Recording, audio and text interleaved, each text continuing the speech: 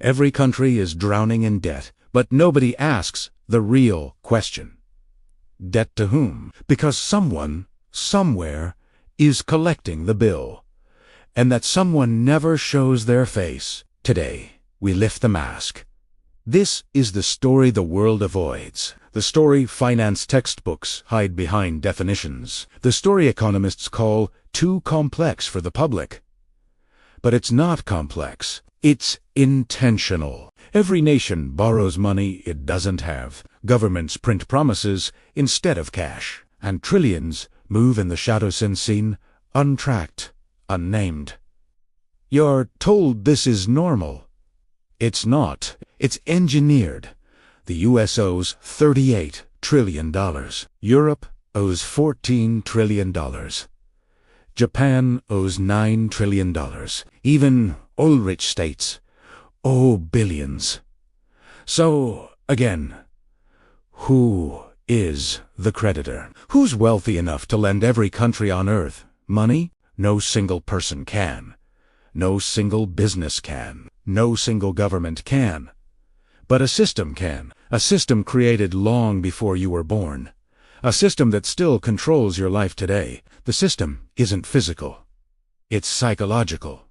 It's invisible. It's stitched inside your economy like a virus.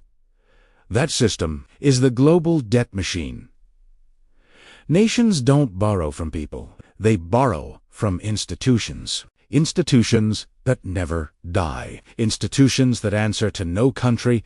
Institutions with no army, yet more powerful than empires. The first layer, central banks.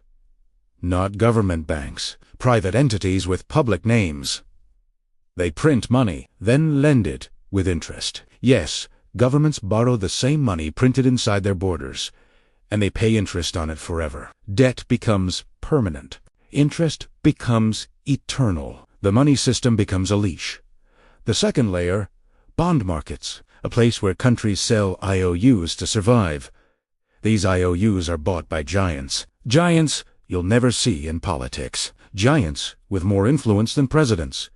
Giants who profit every time a crisis hits. The third layer, institutions with no nationality.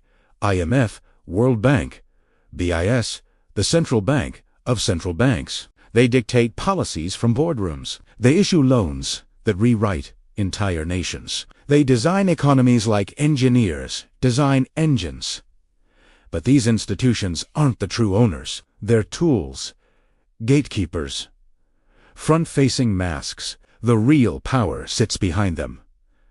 The true owners are not governments, not politicians, not billionaires, but capital groups so old, so silent, so interconnected that their names barely exist in public consciousness. They operate through holding companies, through asset managers, through foundations that never go broke, through investment arms that buy nations like Properties, BlackRock, Vanguard, State Street. These firms control $25 plus trillion combined, enough to buy entire continents, enough to own slices of every major bank, enough to influence governments without ever meeting them. But here's the twist. Even they aren't the final owners. They are layers, layers designed to hide the core. The top of the pyramid is faceless, silent, hidden by design.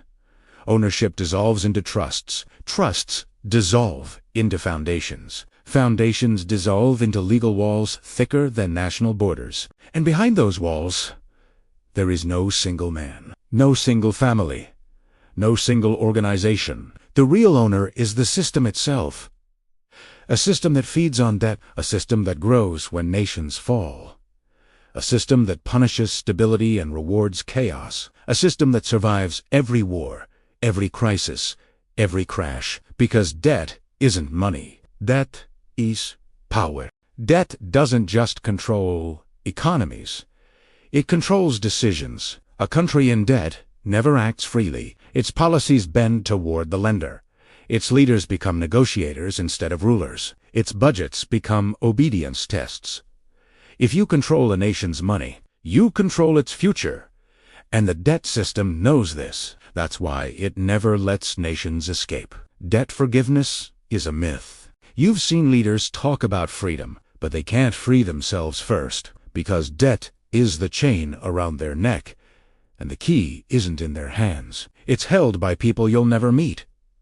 Every crisis increases debt. Every war increases debt. Every recession increases debt. And every increase transfers more power upward, power that never returns. The average citizen thinks debt is numbers, but the top knows it's leverage. Leverage stronger than armies. Leverage stronger than laws. Leverage that rewrites nations without firing a single shot. When a country defaults, it doesn't collapse. It gets redesigned. By lenders, not voters. Ports get sold. Land gets leased. Natural resources get privatized. Laws get rewritten. Democracy becomes decoration. The hidden owner doesn't want your vote. They want your dependency. The more your country needs money, the more control they gain. It's a silent takeover. Every national crisis is also a business opportunity. For those at the top of the debt pyramid, recessions make them stronger. Pandemics make them richer. Chaos boosts their influence. Because when people panic, governments borrow. And when governments borrow, the hidden owner smiles. The system tightens its grip again. Global debt is now over $300 trillion. That number is impossible to repay, and that's the point. The system doesn't want repayment. It wants permanent control. If debt was paid off, the owners would lose leverage, so the system designs policies to prevent payback. Inflation ensures borrowing continues. Crashes ensure loans never stop. They don't want rich nations. They want dependent nations. Nations with just enough to survive, but never enough to escape. That's true financial captivity. The biggest myth: that countries control their own money. They don't.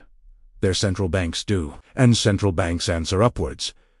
Another myth: that inflation is accidental. It's engineered. Inflation forces borrowing. Borrowing forces obedience. Why do countries fight wars they can't afford? Why do governments spend money they don't have? Why do nations sink deeper every year? Because the system rewards debt, not stability. Stability breaks the cycle. When economies fail, the hidden owner thrives. They buy industries at discount. They buy influence at bargain prices. They buy nations piece by piece. And yet, people still believe governments run the show. They don't. They manage the illusion. The real power stays in the shadows. The true owner never speaks publicly, never runs for office, never appears in elections. Because visibility is vulnerability, and they prefer insulation over fame. Their wealth doesn't show on Forbes lists. Their companies don't advertise. Their names aren't discussed. Their influence isn't debated, but their power shapes the world you live in.